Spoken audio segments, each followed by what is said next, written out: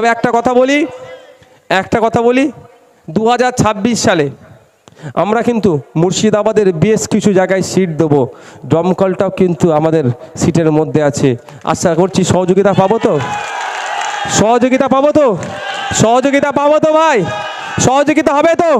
দায়িত্ব নিয়ে ভোট করাবেন তো ভাই? শুধু আপনারা নয়, আপনাদের পাড়া প্রতিবেশী আত্মীয় স্বজন যারা আছে তাদেরকে বলবেন, এই বক্সিপুর ব্রিজ সত্যিকারের যদি তুমি চাও, বিধানসভায় গিয়ে বারবার চিৎকার করতে হবে। ভাঙড়ের মানুষ যেভাবে ভাঙড় থেকে জিতিয়ে পাঠিয়েছিল বলে ভাঙড়ের অকেজ ব্রিজগুলোকে আজকে এখন কংক্রিটের ব্রিজ হচ্ছে, ভাঙড়ের অন্ধকার রাস্তাগুলো আজকে আলোকিত হচ্ছে, ভাঙড়ের কাদার রাস্তাগুলো আজকে ঢালাই রাস্তা হয়ে যাচ্ছে। তাই যদি দমকলের মানুষ তোমাদের উন্নতি চাও, 2026 সালে শাসকের বিরুদ্ধে ভোট দাও, খামচিহ্ন ভোট দিয়ে খামচিহ্নকে বিধানসভায় পাঠাও, তাহলে এগুলো কমপ্লিট হবে। ভাঙড়ে দেখবেন এখন উন্নয়নের জোয়ার বইছে, চারিদিকে রাস্তায় লাইট বসিয়ে দিচ্ছে তৃণমূল। ব্রিজ যেগুলো ভাঙা ছিল সেগুলো সব পাকা ব্রিজ করে দিচ্ছে। কেন বলুন তো? গুঁতো দিয়েছে ভাঙড়ের মানুষ 2021 সালে, বুঝতে পেরেছেন? একবার গুঁতো দেন, 2026-এ পেছন দিকে তাকাতে হবে না, দেখবেন উন্নয়নের তখন হয়েই যাবে। বিধানসভায় গিয়ে আমাদের এমএলএরা বলবে এই করতে হবে, বলবে আগে করে দে, নাহলে এর পরের বারে কিন্তু আর ভোট পাবি না। ভাঙড়ে তো জ্বালাই পড়ে করে দিচ্ছে, এখন রাস্তায় শুধু লাইট। আমিও তো চাইছিলাম ভাঙা ব্রিজগুলো বিধানসভায় যে বলতাম, এখন দেখছি ভাঙা ব্রিজগুলো পাকা হচ্ছে। ভালো তো, ভাঙড়ের মানুষ লাভ। কেন হচ্ছে? ভোটটা সরকারের বিপক্ষে দিয়েছে বলে, আর দেখছে যে এই ভোট আমি পেয়ে যাচ্ছি, কেন কাজ করতে লাগবে ভাই? দেখ, আমি ফিরে আসি। দেখুন, আজ থেকে আমি 2 থেকে 3 বছর আগে পশ্চিমবাংলার বিধানসভাতে একটা প্রস্তাব রেখেছিলাম যে প্রতিটা রাজ্যে, যে আমাদের রাজ্যে থেকে যে সমস্ত শ্রমিকরা ভিন্ন রাজ্যে যাচ্ছে তাদেরকে একটা করে কার্ড তৈরি করে দেওয়া হোক, সেই কার্ডে তার নাম, ফোন নাম্বার, তার ফ্যামিলির নাম, ফোন নাম্বার সব থাকবে। এবং প্রতিটা রাজ্যে, একটু ঠান্ডা মাথায় একটা শুনবেন আপনারা আমি কি বলছি, কি প্রস্তাব রেখেছিলাম। আর প্রতিটা রাজ্যে একটা করে অফিসার রাখা হোক। কেরলে, কর্ণাটকা, তামিলনাড়ু, মহারাষ্ট্র, হরিয়ানা, দিল্লি, পাঞ্জাব, উড়িষ্যা, আসাম, যত রাজ্য আছে সব রাজ্যে একটা করে অফিসার নিয়োগ করে রাখা হোক। কারণটা কি? অনেক সময় তখনকারে বলেছিলাম পুলিশ প্রশাসন আমাদের শ্রমিকদেরকে অনেকভাবে হ্যারাসমেন্ট করে, লোকাল ল্যাঙ্গুয়েজ না জানার ফলে আরও বেশি অত্যাচারের শিকার হতে হয়। তো 2 থেকে 3 বছর আগে বলেছিলাম।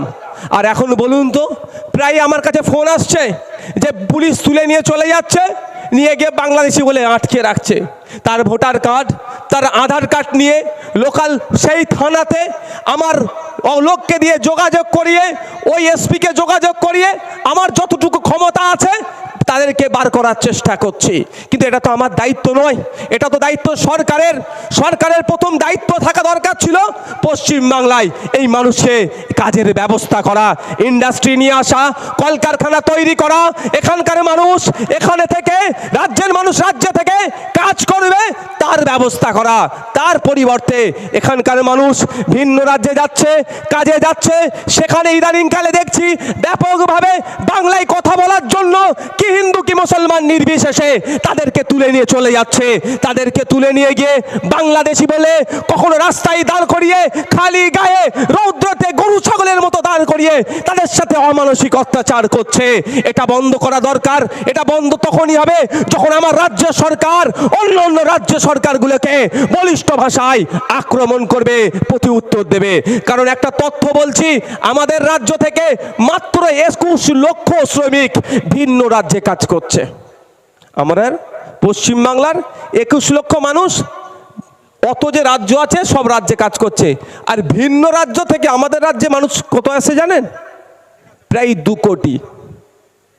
উড়িষ্যা কদিন আগে দেখেছিলেন না? উড়িষ্যায় শুধু মুসলমান নয়, এটাকেও ভুল ভ্রান্তির মধ্যে জড়াবেন না। আমি যতটুকু খবর পেয়েছি, মুসলমান হওয়ার জন্য উড়িষ্যা থেকে তাড়িয়ে দিয়েছে এরকম নয়। মুর্শিদাবাদের মানুষও আছে, এক ভাই বাংলায় কথা বলার জন্য তার গলায় জবের মালা ছিল, তাকেও হ্যারাসমেন্ট করেছে, তাকেও সেখান থেকে তাড়িয়েছে। হিন্দু মুসলমান নয়, বাংলায় কথা বললেই নাকি ওদের নজরে আমরা বাংলাদেশি হয়ে যাই, তাই আমাদের উপরে অত্যাচার নেমে আসছে। আমি রাজ্য সরকারের শ্রম দপ্তরে গিয়েছিলাম, দুর্ভাগ্যবশত মন্ত্রী উপস্থিত ছিলেন না। সেই সময় তার সেক্রেটারিও ছিলেন না, যিনি প্রধান সচিব, তিনি সেই সময় আমাদের দীঘাতে যে জগন্নাথ ধাম উদ্বোধন হচ্ছিল তিনি ওখানে চলে গিয়েছিলেন। যাক, তাকে আমি কাগজ জমা দিয়ে এসেছিলাম, তাকে আমি বলে এসেছিলাম, বিধানসভার মধ্যেও বলেছি যে উড়িষ্যা থেকে 3 লক্ষ শ্রমিক পশ্চিম বাংলায় এসে শান্তির সাথে আমাদের পুলিশি প্রোটেকশন দিয়ে তারা রুজি রুটি কামাচ্ছে, উড়িষ্যায় তার বাড়িতে পাঠাচ্ছে, তার ছেলেপুলেরা খেয়ে বড় হচ্ছে। আর আমাদের পশ্চিম বাংলার মাত্র 30,000 শ্রমিক উড়িষ্যাতে থাকলে আমাদের 30,000 উপরে কেন আক্রমণ হচ্ছে, এর জবাবটা দিতে হবে। আক্রমণটা বন্ধ করার ব্যবস্থা সরকারকে নিতে হবে, কিন্তু সরকার নেয়নি। মাঠটা খাচ্ছে কে? গরিব হিন্দু। মাঠটা খাচ্ছে কে? মুসলমান। মাঠটা খাচ্ছে কে? আদিবাসী। মাঠটা খাচ্ছে কে? দলিত। সেই জন্য ওদের টনক নড়েনি। তাই আমি বিধানসভায় যে প্রস্তাব রেখেছিলাম, আমার রাজ্যের মুখ্যমন্ত্রী যদি উড়িষ্যা সরকারকে ফোন করে বলে, যদি আমার রাজ্যের নাগরিকের উপরে অত্যাচার বন্ধ না হয়, তোমার যে 3 লাখ আমার রাজ্যে আছে এদেরকে কিন্তু বাসে তুলে আমি উড়িষ্যায় পাঠিয়ে দেবো। দেখবেন সেকেন্ডের মধ্যে, মুহূর্তের মধ্যে অত্যাচার বন্ধ হয়ে যেত না? হতো না ভাই? করেছে কি? করেছে? কেন বলুন তো? আপনাকে মানুষ ভাবেনি, ভোটার ভাবে। আপনাদেরকে মানুষ ভাবলে আপনাদের হয়ে কথা বলতো, আপনাদেরকে ভোটার ভাবে। আর জেনে গিয়েছে এদেরকে বিজেপির ভয় দেখাবো আর সব ভোটটা আমি নিয়ে নেবো। কারণ 2021 সালে এই বিজেপির ভয় দেখিয়ে এবং কিছু প্রতিশ্রুতি দিয়েছিল। বক্সিপুরের ব্রিজ আছে না, এখন কি পারাপার শুরু হয়ে গেছে নাকি? হ্যাঁ, হয় না? হ্যাঁ, এই ভোট আসছে, এবার একটু দেখবেন মালপত্র পড়তে পারে। তার আগে একটা কথা বলে যায়, তার আগে একটা কথা বলি, এই ভোট আসছে দেখবেন এই কিছু মালজল ফেলতে পারে।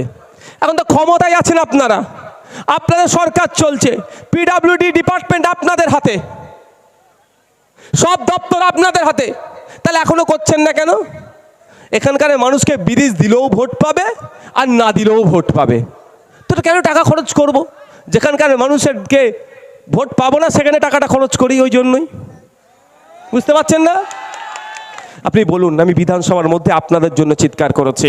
এটা দরকার ছিল মুর্শিদাবাদের যে সমস্ত 20টা বিধায়ক আছে, শাসক দলের 20টাই বিধায়ক তো নাকি, 22টার মধ্যে 20টা বিধায়ক, অন্য কোনো জেলায় মনে হয় আছে কি বলতে পারবো না, 20টা বিধায়ক বিধানসভার মধ্যে গিয়ে এই শ্রমজীবী ভাইদের জন্য কথা বলেনি।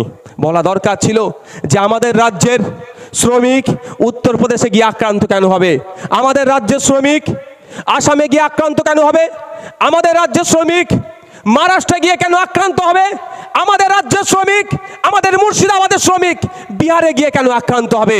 যদি বিহারে গিয়ে আমার রাজ্যের শ্রমিক আক্রান্ত হয়, আমার রাজ্য সরকার বিহারের রাজ্য সরকারকে ফোন করে বলবে যে ওই আক্রমণ বন্ধ করো, আর যারা আক্রমণ করেছে তাদেরকে ধরে জেলে ভরাও, না হলে বিহার থেকে প্রায় 10 থেকে 20 লক্ষ শ্রমিক আমাদের পশ্চিম বাংলায় আছে, তাদেরকে কিন্তু পুশব্যাক করব। তাহলে অত্যাচার বন্ধ হতো না? বিহার পুলিশ তৎপরতা দেখাতো না? তাহলে বিহার পুলিশ আমার রাজ্যের নাগরিককে তুলে নিয়ে গিয়ে বাংলাদেশি বলে ডিস্টার্ব করতো? আচ্ছা, যদি আমাদের প্রত্যেকের হাতে একটা করে কার্ড দিয়ে দিত, একটা করে কার্ড দিয়ে দিত যে আমরা এটা পরিযায়ী শ্রমিক বাংলাদেশ, এই আমাদের বাংলাদেশি নয়, আমাদের পশ্চিম বাংলার, তাহলে পুলিশ যখন তুলে নিয়ে যাচ্ছে বাংলাদেশি বলে প্রথম ওই কার্ডটা দেখাতে পারতো। আর তারপরে যদি নোডাল অফিসার থাকতো, সাথে সাথে ওই রাজ্যের নোডাল অফিসারকে ফোন করে দিত। সবাইকে তো একবারই তুলে নিয়ে যাচ্ছে না। আমরা যেখানে থাকি বাঙালি ভাইরা, সেখানে এক জায়গায় থাকি সব, তো 3 জনকে তুলে নিয়ে গেছে, নম্বর সবার কাছে কম বেশি তখন পেয়ে যেত। তাহলে তখন কি ফোন করতো, স্যার আমাদের অমুক জনকে তুলে নিয়ে গেছে। আমি বলুন আপনাকে তামিলনাড়ুতে নিয়ে যাই, তামিলনাড়ুতে তামিল ভাষা, তাই তো নাকি? হ্যাঁ, তামিল ভাষায় কথা কজন বলতে পারবে? কানের ওপর দিয়ে যাবে, মাথার ওপর দিয়ে যাবে, কি বলছেন স্বাভাবিকভাবে।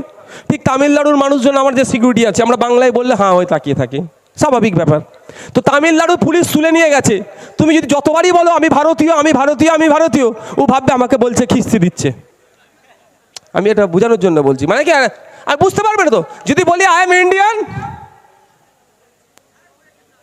I have lot of evidence, বার করে যেমন একটার পরে this is my voter card and this is my Aadhaar card and this is my PAN card, তাহলে একটু ভাই বলবে না ঠিক আছে, এর সাথে বসে কথা বলবে। আমি পশ্চিমবাংলার ঘর গো আমার, আমাকে ছেড়ে দাও গো, আমি বাংলাদেশি, বুঝতে পারবে কিছু? এই ভাই বুঝতে পারবে, বলবে এই আমাকে খুব তাহলে গাল দিচ্ছে ধরেছি বলে, একে দোকান বেশি বেশি সেকশন দে। তাহলে এই সমস্যার সমাধান কী হবে?